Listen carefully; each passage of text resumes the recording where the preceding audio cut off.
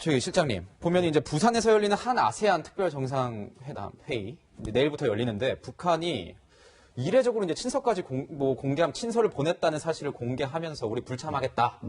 이렇게 얘기를 했는데 왜 이렇게 공개적으로 불참을 얘기했을까요? 저는 애초부터 이 회담에 김정은이 오게 되는 거는 상당히 희박하다 이렇게 생각을 했었고요. 서훈 원장께서 국정원장께서 국회에서 발언할 때도 가능성을 완전히 배제하는 것은 아니다 이렇게 얘기한 거지 뭐 우리가 준비하고 있다 이건 아니고요. 그러나 올 수도 있으니까 준비는 해뒀겠죠.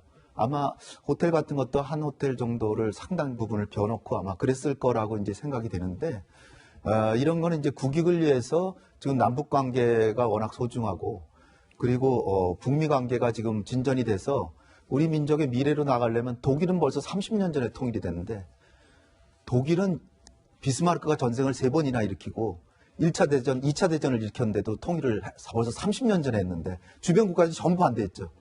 우리나라는 분단이 미국하고 소련이 그냥 분단했는데 우리는 아무 죄가 없잖아요. 당연히 벌써 했어야 되겠죠. 그럼 왜 못했을까? 그런 것에서부터 시작하면 남북관계가 서로 치고받고 싸우는 시대라기보다는 빨리 우리도 합쳐야 되는 거다. 전 세계 베트남도 통일했고 예멘도 했고 독일도 했고 중국도 지금 홍콩 문제 심각하지만 홍콩하고 마카오하고도 통일했고 대만만 남았잖아요. 전 세계 분단은 유일하게 우리. 지금 중국하고 대만 사이에 일주일에 900편의 비행기가 왔다 갔다 해요. 네. 남북 간에는 비행기 몇 대 왔다 갔다 하죠? 한 대도. 이게 분단된 것도 우리가 분단시킨 것도 아닌데 이런 상황인데 빨리 남북 관계를 회복해야 된다. 이게 마치 무슨 아주 독재자하고 친화자가 뭐 이런 식으로 생각한다면 이건 오산이고요. 우리 민족이 통일을 해야 되잖아요.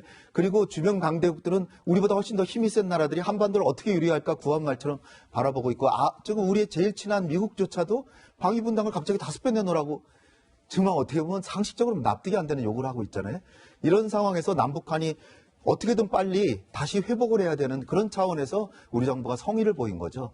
이걸 무슨 저자세 외교다 뭐 이렇게 보는 거는 저는 이렇게 장기적인 시각으로 민족의 미래를 보는 게 아니라 그냥 치고받고 게임 이론으로 이렇게 보는데 그거보다는 우리가 큰 그림으로 봐서 이렇게 해야 되는데 김정은으로서는 자기가 n분의 1 한 10몇 명의 정상 앞에서 한 번도 지금 가본 적이 없고요.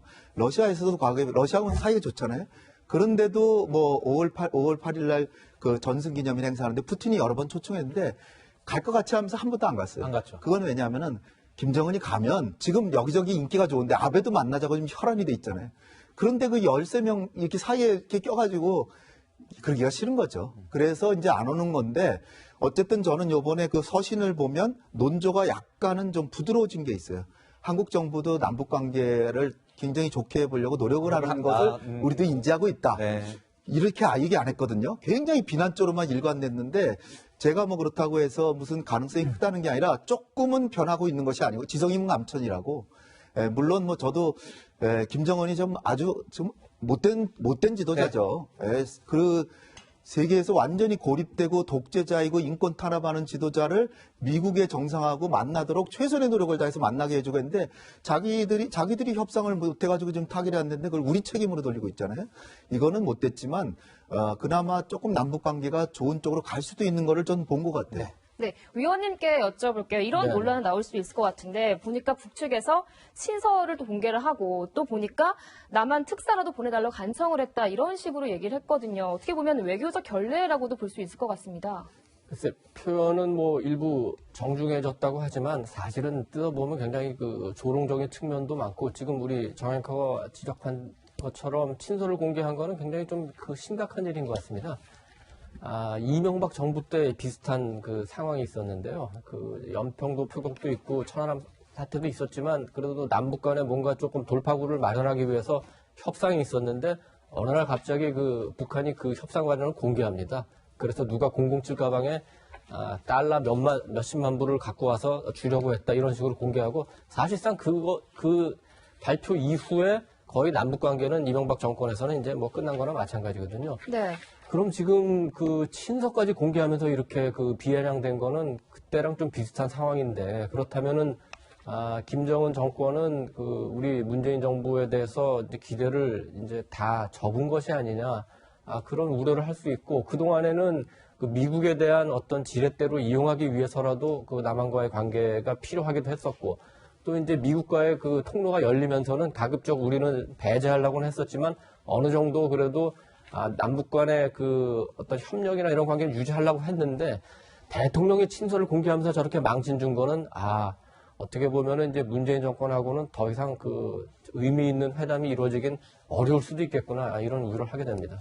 네. 위원님께 이제 마지막 질문 하나 좀 드리고 이제 마무리 지어야 될 것 같은데 네네. 이게 정부가 이제 북측에 친서를 보냈다는 그 시점이 보니까 이 공교롭게도 그 탈북했던 선원 2명을 북송한 날 보낸 걸로 돼 있습니다. 그런 보면 이런 문제가 좀 이제 인권 문제에 대해서 좀 외면하는 것 아니냐 이런 지적도 좀 나오는 것 같습니다. 그러니까 북한 어민 22, 23살 청년 2명을 실제로 뭐 16명을 살해했는지 잘 모르겠습니다만 돌려보낸 거에 대해서도 국내, 그리고 해외에서도 인권적인 문제가 나왔는데 그게 또 마침 시기가 대통령 친서하고 겹친다고 하니까 굉장히 그 놀라게 되고 특히 비슷한 시점에 우리가 11년 동안 계속 그 참여해오던 UN 북한 인권 결의안에서도 그 제안국에서도 빠지지 않았습니까?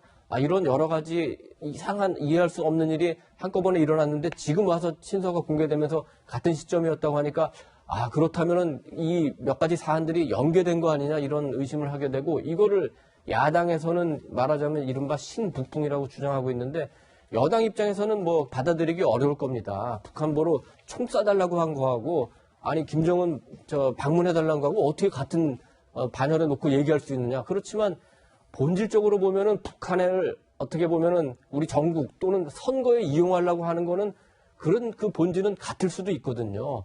그래서 이번 친서 파문을 계기로 해서 북한은 북한대로 자기네들 정략적 결단을 했겠지만 우리 정부도 그동안에 2년 반 동안의 대북 정책이 과연 올바른 방향으로 돼 왔었나, 전략과 전술이 적절했던가, 이거를 어차피 지금 문 대통령 임기 절반 넘어가는 시점이니까 심각하게 한번 진지하게 성찰할 필요가 있다고 봅니다.